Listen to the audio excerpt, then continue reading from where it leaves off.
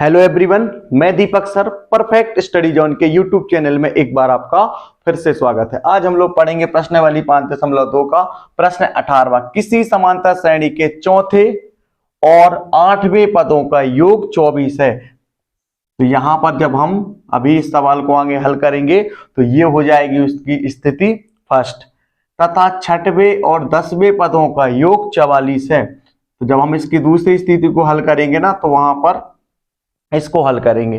तो इस समांतर श्रेणी के प्रथम 3 पद ज्ञात कीजिए। इन दोनों स्थिति को हल करने के बाद हमको ए का और डी का, ए मतलब होता है प्रथम पद और डी मतलब होता है सारवंतर, हमको दोनों प्राप्त हो जाएंगे। फिर हम समांतर श्रेणी के प्रथम 3 पद को ज्ञात करेंगे। तो अभी यहां पर हमको कोई श्रेणी नहीं दी गई है तो हम यहां से क्या लिखेंगे, माना समांतर श्रेणी का प्रथम पद ए और सारवंतर डी है। यहां पर अब हम आगे हल करेंगे प्रश्न अनुसार स्थिति फर्स्ट, जो कि है चौथा और 8वें पदों का योग 24 है। तो यहां पर हम लिखेंगे चौथावा पद और यहां पर हम लिखेंगे 8वां पद। देखिए चौथा पद और 8वां पद, चौथा पद और 8वां पद, पदों का योग, योग के बारे में बात हो रही है इसलिए हम बीच में लगाएंगे प्लस। ये प्लस में, प्लस का निशान बीच में कैसे आया, यहां पर आपको दिया गया था योग और बराबर में आपका आ जाएगा 24, यहां पर बराबर 24। इसके बाद देखिए चौथा पद, तो यहां पर हम क्या लिखेंगे, a प्लस 3d। अगर आपको बोला जाता कि 10वां पद तो आप क्या लिखते, a प्लस 9d, यानी एक कम। अगर आपको बोला जाता 15वां पद तो आप लिखते a प्लस 14d। इसी तरीके से 8वां पद है तो यहां पर हम लिखेंगे a प्लस 8 से एक कम, ये हो जाएगा आपका 7d बराबर 24। अब हम इनको क्या करेंगे, यहां पर a है और यहां पर भी a है तो a प्लस a और यहां पर प्लस 3d और यहां पर प्लस 7d बराबर 24। एक और एक 2, यानी यहां पर जो a है ना वो 2 है तो यहां पर हम लिखेंगे a, और a कितने हैं, 2 हैं, एक और एक 2, तो यहां पर हम लिखेंगे 2 प्लस, इसी तरीके से d, d कितने हैं 7 और 3, 7 और 3 कितने हो जाएंगे 10, तो यहां पर आपका आ जाएगा 10d बराबर 24। देखिए ये वाली जो संख्या है ना, ये वाली संख्या यहां पर 2a है, यहां पर 10d है और यहां पर 24 है। ये सभी संख्याएं जो हैं वो 2 से विभाजित हो रही हैं। तो यहां पर हम लिखेंगे पूरे समीकरण में 2 का भाग देने पर, पूरे समीकरण में 2 का भाग देने पर, तो यहां पर आपका आ जाएगा 2a बटे 2, फिर यहां पर प्लस है तो प्लस लगाएंगे, यहां पर आपका है 10d के बटे में भी हम 2 लिखेंगे बराबर 24 बटे 2। यहां से ये वाले 2 से ये वाला 2 कैंसिल हो जाएगा, यहां पर 2 एकम 2, 2 पंचे 10 और यहां पर 2 एकम 2 और ये 2 एकम 2 और 2 दूनी 4। तो यहां पर आपको क्या प्राप्त हो जाएगा, a प्लस 5d बराबर 12। इस तरीके से यहां पर आपका समीकरण 1 जो है वो तैयार हो चुका है। स्थिति हमने पहली हल की, वहां से हमको क्या प्राप्त हो गया, समीकरण 1। इसी तरीके से हम यहां पर क्या करेंगे, स्थिति दूसरी को हल करेंगे। तो यहां पर हम लिखेंगे स्थिति सेकंड। इसमें क्या है, 6वां पद और 10वें पदों का योग 44 है। तो यहां पर हम लिखेंगे 6वां पद प्लस 10वां पद, प्लस कहां से आया समझिए, यहां पर 6वां पद और 10वें पदों का योग, योगफल, तो यहां पर हमारा आ जाएगा प्लस 44 है, तो बराबर में हमारा आ जाएगा 44। छठवां पद है तो यहां पर हम लिखेंगे a प्लस 5d प्लस 10वां पद है तो यहां पर हम लिखेंगे a प्लस 9d बराबर 44। एक और एक दो, तो यहां पर आपका a कितना प्राप्त हो जाएगा 2, या फिर आप इस तरीके से भी यहां पर लिख लीजिए a plus 5d plus 9d बराबर 44। तो यहां पर a कितना है, एक और एक दो, तो यहां पर आ जाएगा 2a प्लस d कितना है 9 और 5 हो जाएगा आपका 14। तो यहां पर आपको पता चला कि d आपका कितना प्राप्त हो गया है 14, और बराबर में आपका हो जाएगा 44।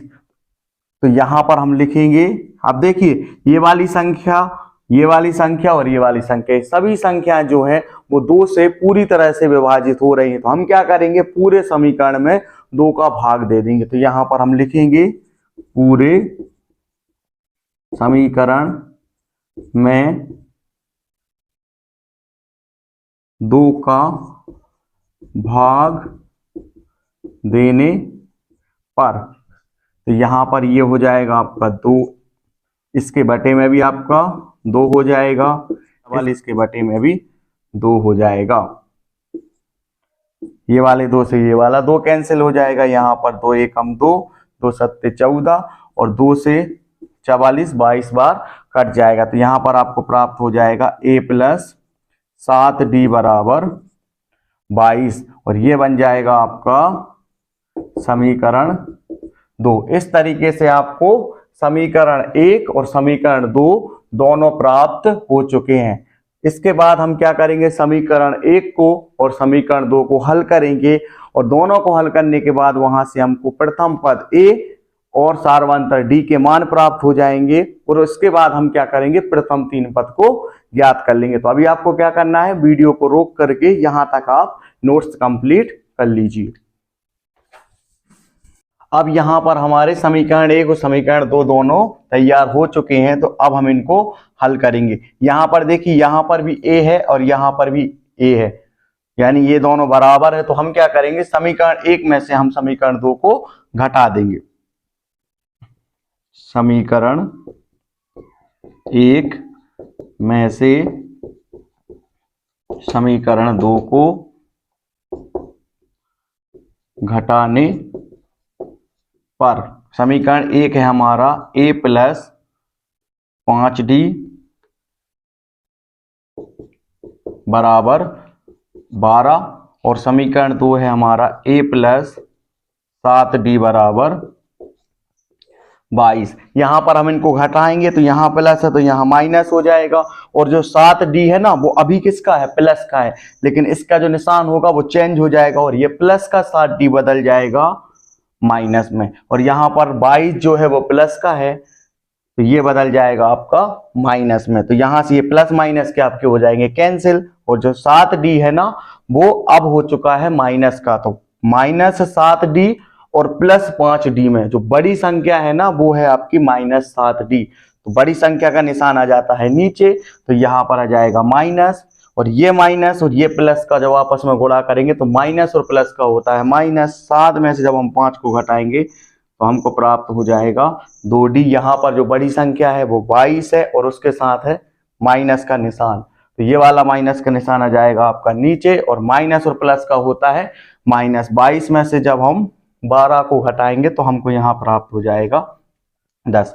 ये वाले माइनस से ये वाला माइनस हो जाएगा कैंसिल, तो यहाँ पर हो जाएगा 2d बराबर 10, और यहाँ पर ये वाली जो संख्या है ना वो गुणा के रूप में है तो ये चली जाएगी आपकी बटे के रूप में। तो d बराबर 10 बटे 2, 2 एकम 2, 2 पंचे 10।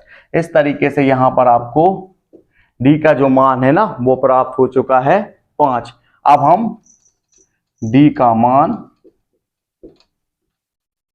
समीकरण 1 में रखने पर, समीकरण 1 है हमारा a प्लस 5d बराबर 12, d के स्थान पर हम रखेंगे 5, यहाँ a प्लस 5 और यहाँ पर डी के स्थान पर हम रखेंगे 5 बराबर 12। ए प्लस, यहां पर इन दोनों का होगा आपस में गुणा, क्योंकि यहां पर बीच में गुणा का निशान लगा हुआ है। तो जब हम 5 का गुणा जब हम 5 में करेंगे तो ये हो जाएगा 25 बराबर 12। इसके बाद अब हम क्या करेंगे, पक्षांतरण कर देंगे, और यहां पर जो प्लस 25 है ना, ये बराबर के अभी बाएं हाथ पर है, तो जब ये बराबर के दाहिने हाथ पे जाएगा तो ये प्लस का 25 बदल जाएगा आपका माइनस के 25 में। तो यहां पर आपका आ जाएगा 12, और ये प्लस का 25 जब इस तरफ जाएगा तो ये हो जाएगा माइनस का 25, और यहां पर हो जाएगा आपका ए। तो ए बराबर इन दोनों में जो बड़ी संख्या है वो है 25, और उसके साथ में है माइनस का निशान, तो यहां पर आ जाएगा बड़ी संख्या का निशान। और इस माइनस का गुणा जब इस प्लस में होगा तो प्लस माइनस का हो जाएगा आपका माइनस, यानी ये दोनों संख्याएं जो होंगी वो आपस में घट जाएंगी। तो यहां पर प्राप्त हो जाएगा ए का मान -13। हमको यहाँ पर ए का मान भी प्राप्त हो गया है, और यहाँ पर हमको डी का मान भी प्राप्त हो चुका है। अब हम क्या करेंगे, प्रथम 3 पद को निकाल लेंगे। प्रथम 3 पद, प्रथम 3 पद के लिए क्या करेंगे, प्रथम पद हमारा क्या हो जाएगा ए, तो यहां पर हम लिखेंगे प्रथम पद ए बराबर कितना हो जाएगा आपका -13। फिर हम निकालेंगे दूसरा पद ए प्लस डी, तो यहां से ए का मान है हमारा -13 प्लस डी का मान है हमारे पास 5 बराबर, इनमें बड़ी संख्या है आपकी 13, उसके साथ में माइनस का निशान है तो माइनस आ जाएगा, और माइनस और प्लस का होता है माइनस। जब हम 13 में से जब हम 5 को घटाएंगे तो हमको प्राप्त हो जाएगा 8। इस तरीके से हमारा जो दूसरा पद है वो हमको प्राप्त हो चुका है -8। यहां से हम निकालेंगे तीसरा पद ए प्लस 2d।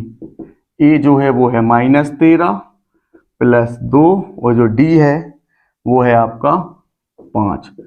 -13 प्लस 2 पंचे 10, इन दोनों का हो जाएगा आपस में गुणा, क्योंकि यहाँ गुणा का निशान है। बड़ी संख्या यहाँ पर 13 है और उसके साथ में माइनस का निशान, तो यहाँ पर माइनस आ जाएगा। माइनस और प्लस का होता है माइनस, 13 में से जब हम 10 को घटाएंगे तो हमको प्राप्त हो जाएगा -3। इस तरीके से हमको प्रथम पद, दूसरा पद और तीसरा पद भी हमको प्राप्त हो गए हैं। तो यहां पर हम लिखेंगे, आता है समांतर श्रेणी के प्रथम 3 पद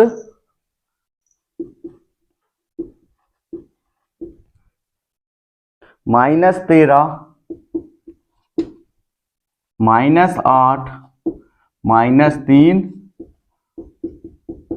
होंगे।